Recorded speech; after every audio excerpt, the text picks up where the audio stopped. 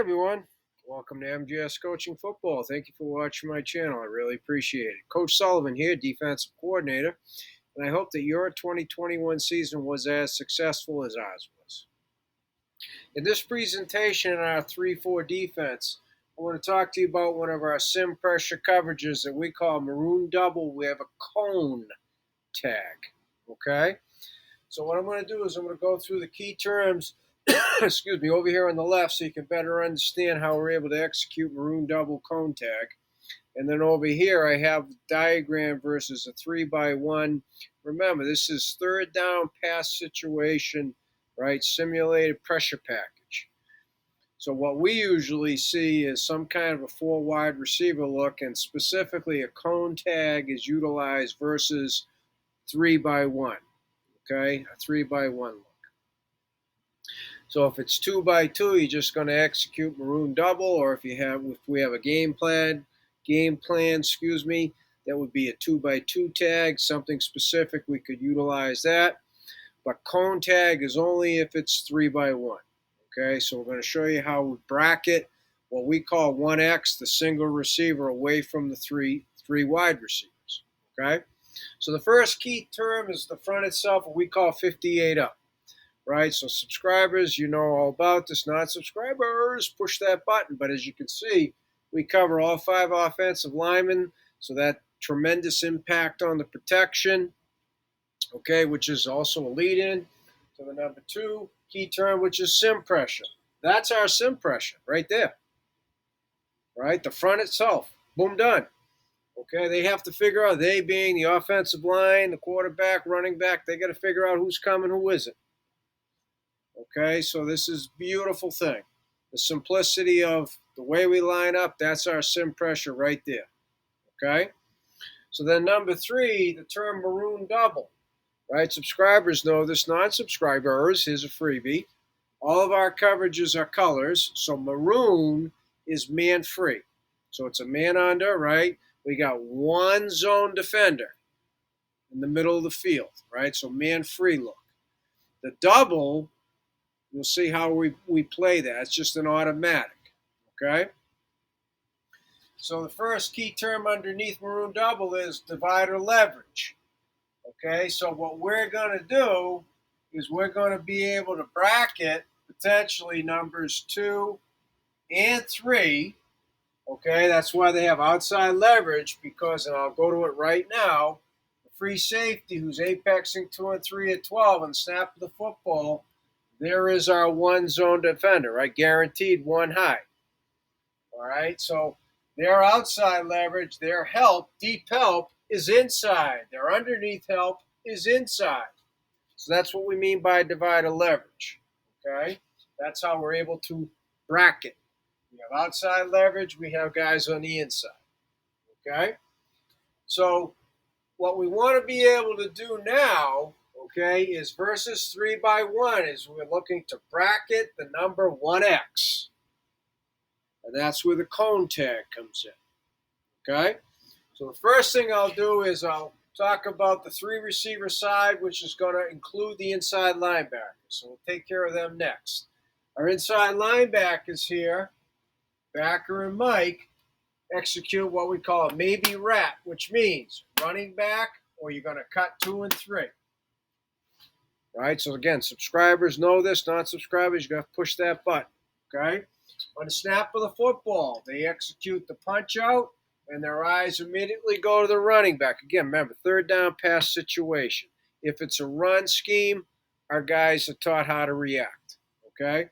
And that's a whole nother presentation, building it in and run periods. Let's just say, for the sake of argument, back goes over this way, right? Running back means backer has him. So now the Mike is the cut defender. He's the rat, right? Rat. Cut 2 and 3 means they're coming from opposite over here. So we teach him to cut down on the distance. And so we'll say, for the sake of discussion, right, that number 3 goes vertical and number 2 is coming on the hard mesh. So that means he's going to cut 2. What we teach our defenders is when you have outside leverage on an inside route, you deliver it. Okay, so he's going to deliver number 2 to the Mike, who in turn will cut number 2, right? So Mike cut number 2, and Dime replaces him and becomes the rep. And what that means is he will now be spying the quarterback. Beautiful thing. Okay?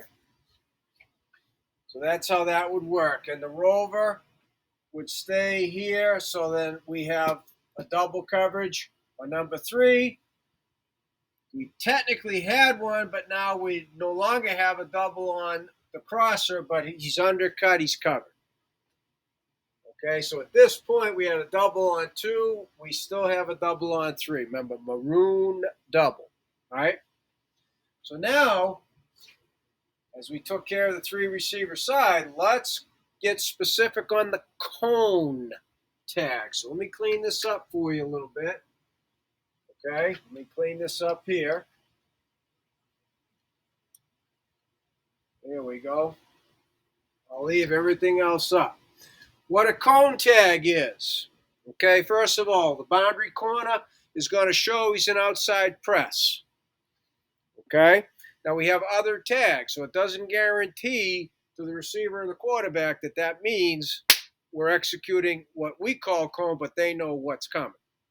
Okay, if you got a savvy kid at corner or you got a veteran kid, you can have him start off inside and then stem out there late, but when the ball snapped, he's got to be an outside leverage. So if it's a newbie or a kid that's athletic but struggling a little bit, then just line him up there.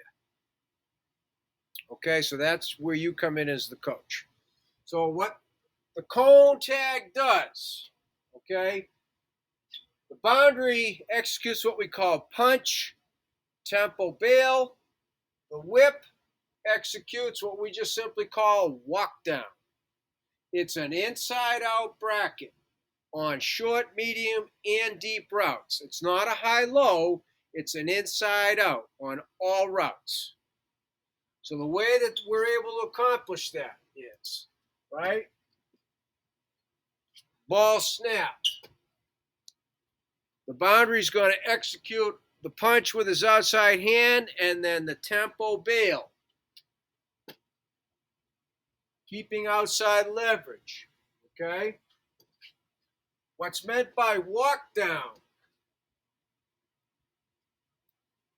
Since he's at 12 yards, he doesn't need the tempo. He can literally walk down. His eyes are glued to the inside of 1X. Okay? So if 1X is buzzing up the field, then on the walk, he's going to work there and start working for a tempo himself so he doesn't get run by. And then the boundary corner would pick up his tempo. But on a vertical, okay, the whip's going to be inside, the boundary's going to be outside. There's your inside-outside bracket. Okay? Walk down tick. I'll try not to make a huge mess here. On a walk down, right? If it's a hard slant, he's going to start to walk down. When he sees the slant cut, he's going to pick it up on a collision course, but not full speed in case it's a double move sluggo, right? Slant and go.